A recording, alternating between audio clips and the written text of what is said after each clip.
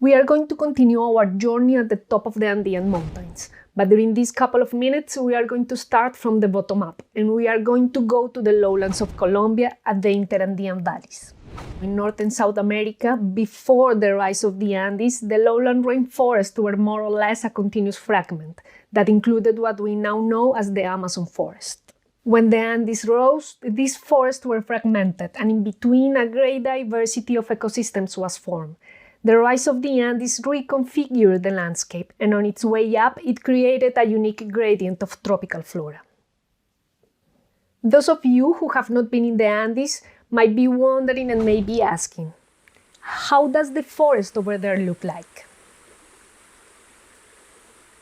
The architecture and species that occur in the Andes change distinctively as we move across its elevational gradient. At the lowlands, trees are taller and the emergent can reach 45 meters. They are also bigger in diameter, and some look like giant barrels or have buttressed trunks. The highest number of species is there, in the hot and humid lowlands where temperatures range between 18 to 24 degrees Celsius. Species in this forest have bigger leaves that capture light among the vertical layers and that transpire water at higher rates compared to the highlands vegetation. The vast green carpets of forest that cover the lowlands in South America produce actually large amounts of water that flow through the air and reach at the top of the mountains the Paramo vegetation. But let's not go to Paramo yet. From the lowlands, let's move just a bit higher to above 1,500 meters. These are the Andean mountain forest in the Midlands.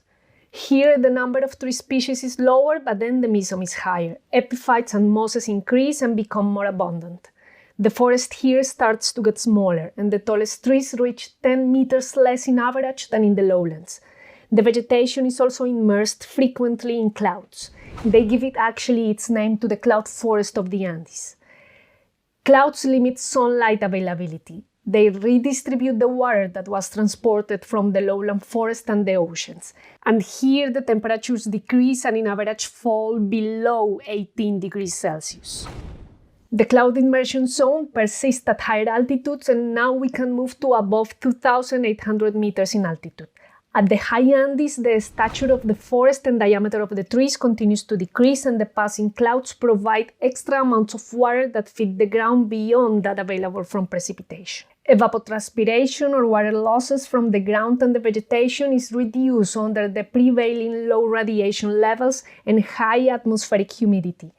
Mosses become ever more abundant and cover the trunk of the trees and the ground that as you walk feels like you're moving through wet green pillows.